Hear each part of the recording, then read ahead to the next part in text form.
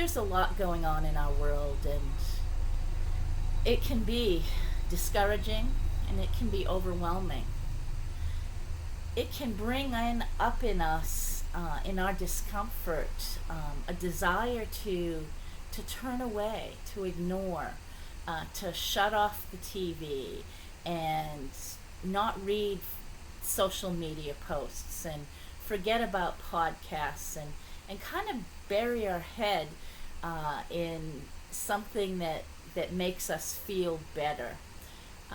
Often we can become defensive and we can seek to justify that which in many cases is unjustifiable. Um, what we need during this time and in this space and always is to have a teachable spirit. A spirit and a heart that is open to God's work and God's Spirit speaking to us, convicting us, convincing us, and challenging us. And so I've got two scriptures I'd like us to look at today. The first is Psalm 54, which is the Psalm of David, and the second is from the Gospel of Mark, chapter 9. And these two, I hope, will be an encouragement and would also be a challenge. So I invite you to listen. Psalm 54. Save me, O God, by your name vindicate me by your might. Hear my prayer, O God. Listen to the words of my mouth.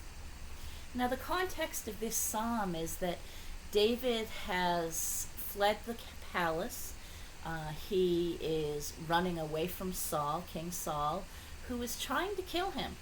And he's trying to kill him because he is insecure and because he's jealous and because he fears losing his power and his position to David. And so I think that's something that each of us needs to be on guard for. When we respond to situations, are we responding in empathy or are we seeking to maintain our status quo? David here is in the community of Ziph, and that's where he's hiding out.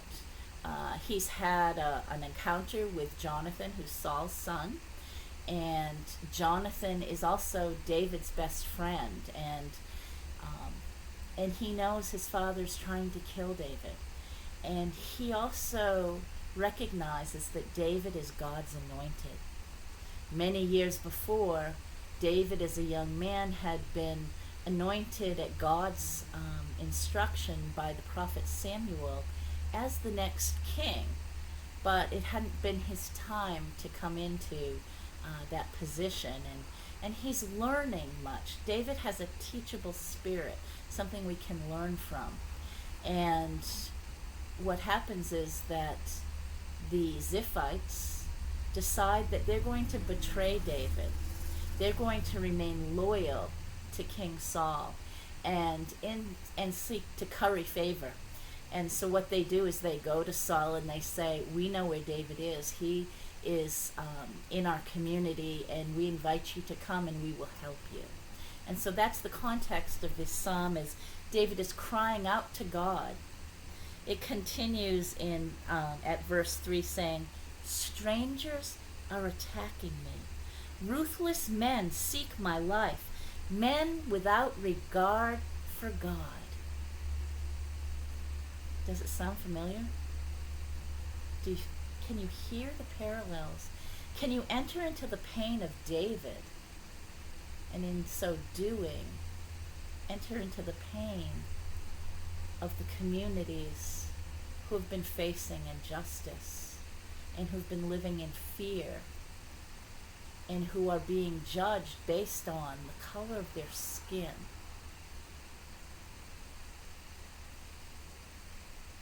Surely God is my help. The Lord is the one who sustains me. Let evil recoil on those who slander me. In your faithfulness, destroy them. Now, for our modern ears, that call to destroy them um, can be really uncomfortable. What I appreciate about the Psalms is that the psalmists, including David, wasn't afraid to cry out to God and to really share what he's feeling, what the struggles are, and his desire. He wants vindication. Um, he's saying, you know what? I'm being unfairly pursued, and Lord, I want my you to take revenge on my enemies. Um, Now, that doesn't justify violence. It doesn't justify taking out, but he's asking for consequences. And it can be easy for us when we get uncomfortable, when our understandings and um, our preconceived notions are threatened. We can feel um, like we need to respond in kind. But what David is doing is he is calling on God and asking God to take charge, to protect him.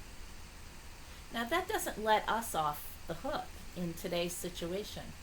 I want us to hear David's cries and the pain that he's experiencing, to help us to understand the pain that brothers and sisters in our country and beyond are experiencing. But it's not enough just to hear and to understand, but we're called to be God's agents of change, hands and feet, to listen to the Lord say, this is the way, walk in it.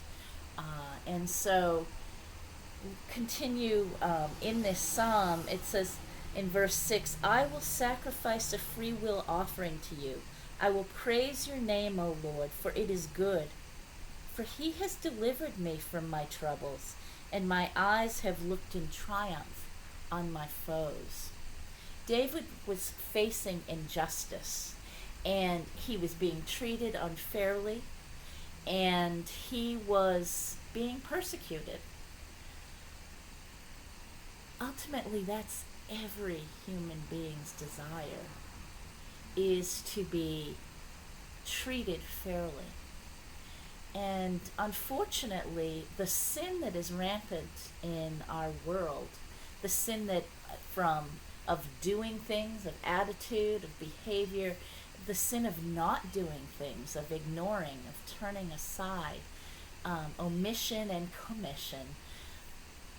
We're in a broken world, but that doesn't give us a get out of jail card free. It doesn't mean that we can pretend that injustice doesn't exist in our world, and or just say, well, I'm just gonna, God, you take care of it, that's it.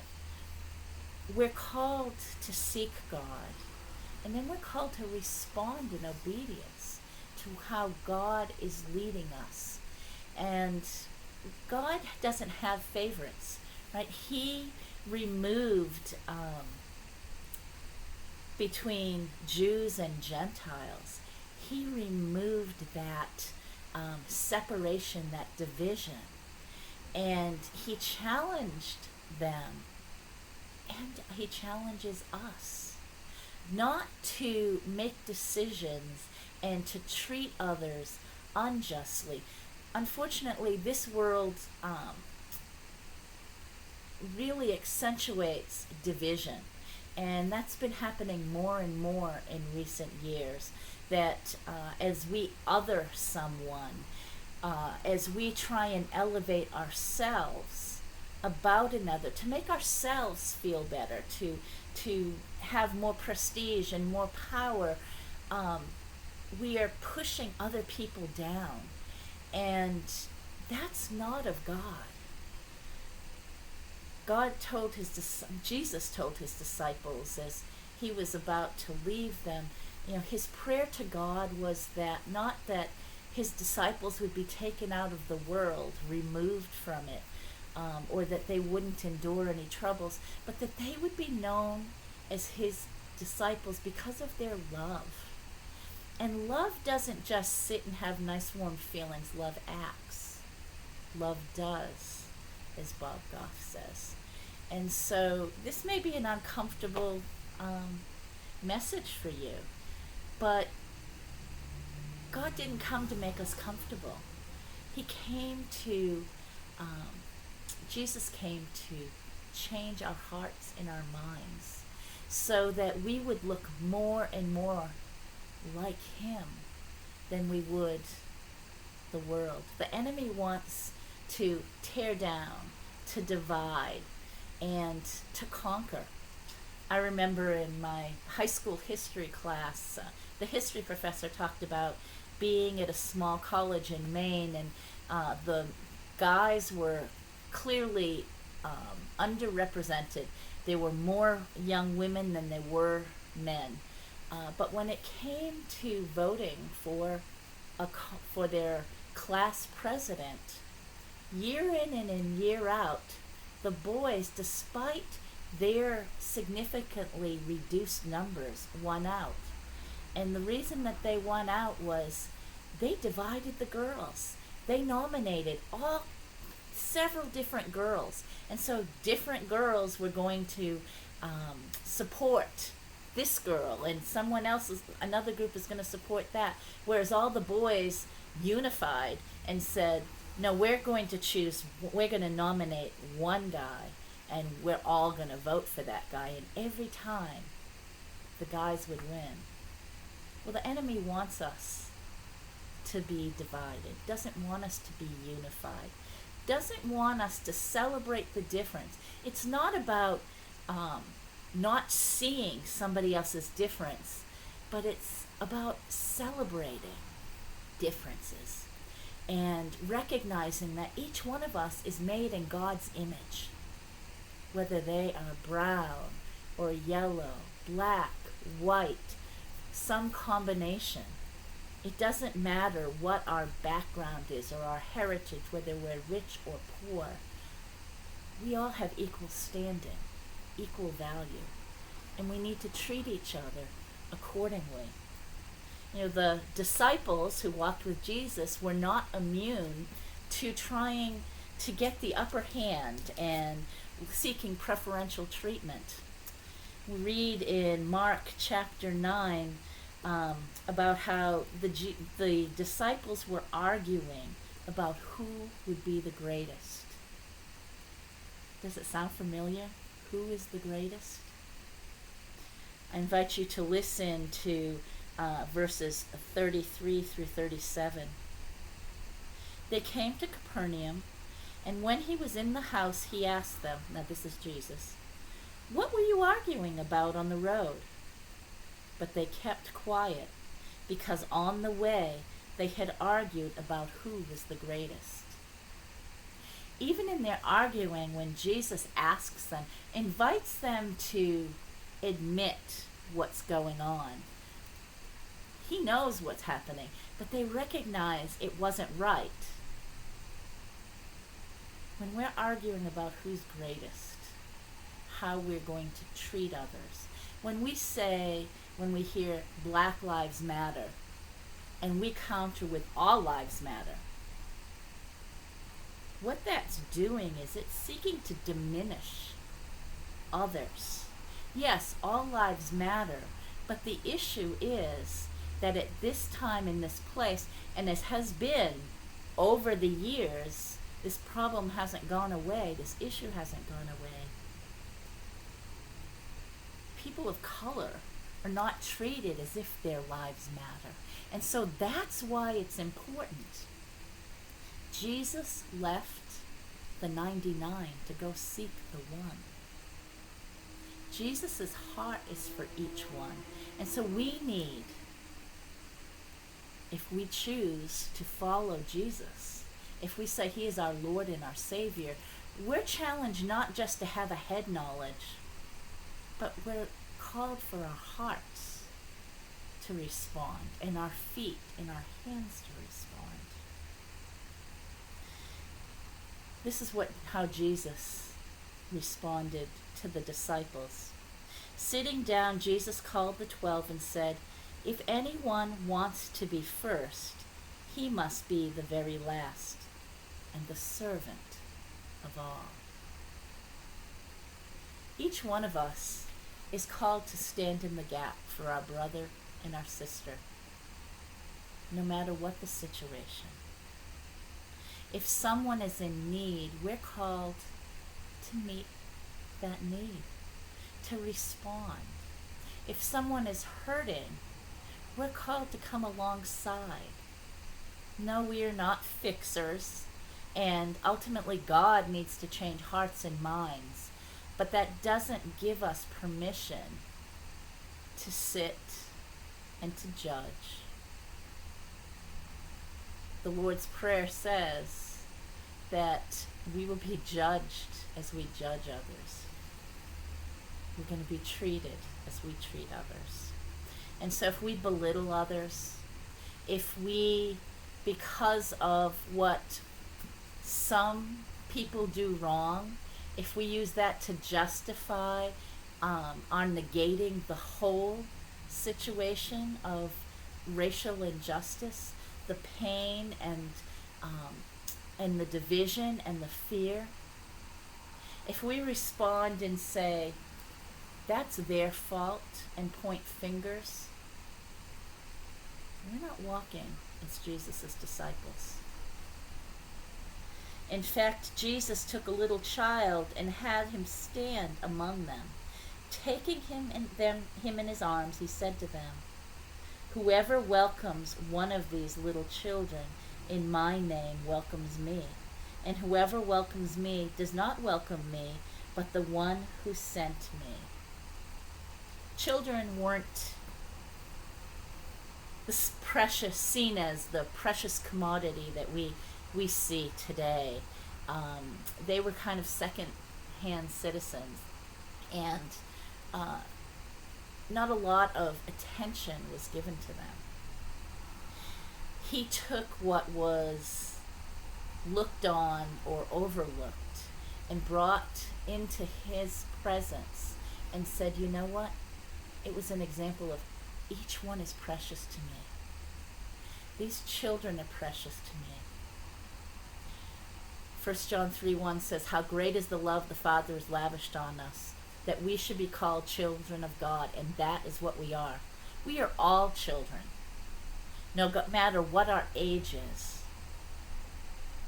And as God's children, we should reflect God's character, God's heart, God's love. I pray that we would see with God's eyes, that we would love others with God's heart, and we would respond as God desires us to do. That we wouldn't be withdrawn because of fear or discomfort, because this injustice that brothers and sisters for much too long have been experiencing is something that needs to be addressed. It can't be ignored. And we can't say any longer, "I didn't know about it." We need to ask God to search our hearts, to examine us and find if there is any wicked way within us, and to cleanse it, so that we can not be part of the problem but part of the solution.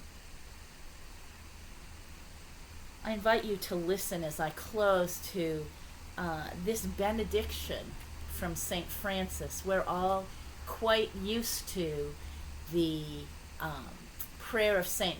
Francis, but this is a benediction which adds to the discomfort, if you will, and it's my prayer for you and myself. May this be our heart's cry and longing for our aching world. May God bless you with discomfort at easy answers and half-truths and superficial relationships, so that you may live deep within your heart. May God bless you with anger at injustice, oppression, and exploitation of people, so that you may work for justice, freedom, and peace. May God bless you with tears to shed for those who suffer pain, rejection, hunger, and war, so that you may reach out your hand to comfort them and to turn their pain into joy. And may God bless you with enough foolishness to believe that you can make a difference in the world, so that you can do what others claim cannot be done, to bring justice and kindness to all our children and the poor. That is my prayer for each and every one of us. In our anger, may we not sin, but may we turn to God and use our hands and our feet and our hearts